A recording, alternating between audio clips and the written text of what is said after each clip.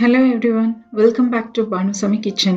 இன்னைக்கு நாம என்ன ரெசிபி பார்க்க போறோம்னா கார சட்னி எப்படி செய்யலான்றத பார்க்கலாங்க. ரொம்ப டேஸ்டா இருக்கும். இது இட்லிக்கு தோசைக்கு வச்சு சாப்பிடுங்க. அவ்வளோ சுவையா இருக்கும். வாங்க இதை எப்படி செய்யலான்றத பார்க்கலாம். வீடியோக்குள்ள போறதுக்கு முன்னாடி மறக்காம சப்ஸ்கிரைப் பண்ணுங்க அண்ட் பெல் ஐகானை கிளிக் பண்ணுங்க. ஒரு கடாய் எடுத்துக்கோங்க. இதுல 1 டேபிள் ஸ்பூன் அளவுக்கு எண்ணெய் சேர்த்துக்கோங்க. இது கூடவே இஞ்சி சேர்த்துக்கோங்க. சின்ன துண்டு இஞ்சி போதுங்க. 7ல இருந்து 8 பல் பூண்டு சேர்த்துக்கோங்க. காரத்துக்கு 7 காய்ந்த மிளகாய் எடுத்திருக்கீங்க. உங்க காரத்துக்கு ஏத்தாப்புல சேர்த்துக்கோங்க. அடுப்பு தீய மிதமான சூட்ல வச்சு நல்லா 1 நிமிஷம் வறுத்துக்கோங்க. சின்ன துண்டு இஞ்சி போதுங்க. மிளகாய் உங்க காரத்துக்கு ஏத்தாப்புல நீங்க சேர்த்துக்கோங்க. நல்லா வறுத்துட்டு இதுல நாம 2 மீடியம் சைஸ் வெங்காயத்தை நல்லா இந்த மாதிரி குண்டு குண்டா நறுக்கி சேர்த்துக்கோங்க. ரொம்ப பொடிசா நறுக்கி சேர்க்கணும்னு அவசியம் இல்லை. சேர்த்துட்டு மீடியம் ஃப்ளேம்லயே வச்சு நல்லா வதக்கிக்கோங்க. நீங்க இதுல சாம்பார் வெங்காயம் கூட சேர்க்கலாங்க. சாம்பார் வெங்காயம் சேர்க்குறீங்க அப்படின்னா ஒரு கைப்பிடி அளவுக்கு சாம்பார் வெங்காயம் சேர்த்துக்கோங்க. நான் இங்க 2 மீடியம் சைஸ் வெங்காயத்தை சேர்த்திருக்கேன். வெங்காயத்தை ரொம்ப பொன்னிறமாலாம் வதக்கணும்னு அவசியம் இல்லைங்க.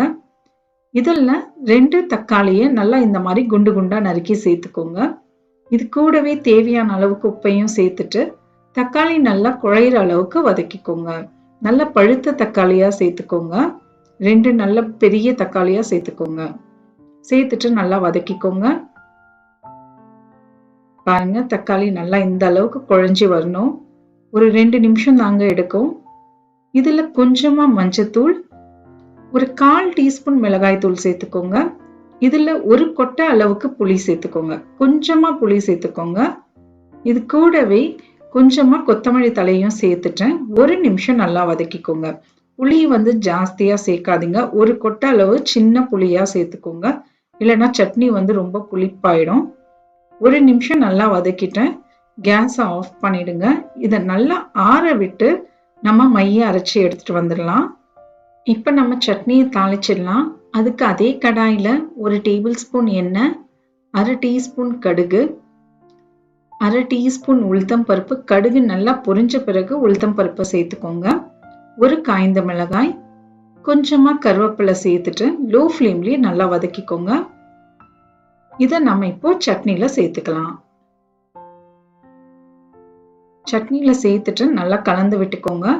இந்த சட்னி இட்லிக்கு தோசைக்கு எல்லாம் ரொம்ப சூப்பரா இருக்குங்க.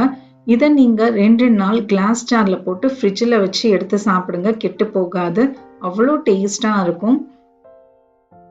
இது மீந்து போச்சு அப்படின்னா நீங்க கிளாஸ் ஜார்ல போட்டு 2 நாள் ஃப்ரிட்ஜில் வச்சு கூட நீங்க சாப்பிடலாங்க.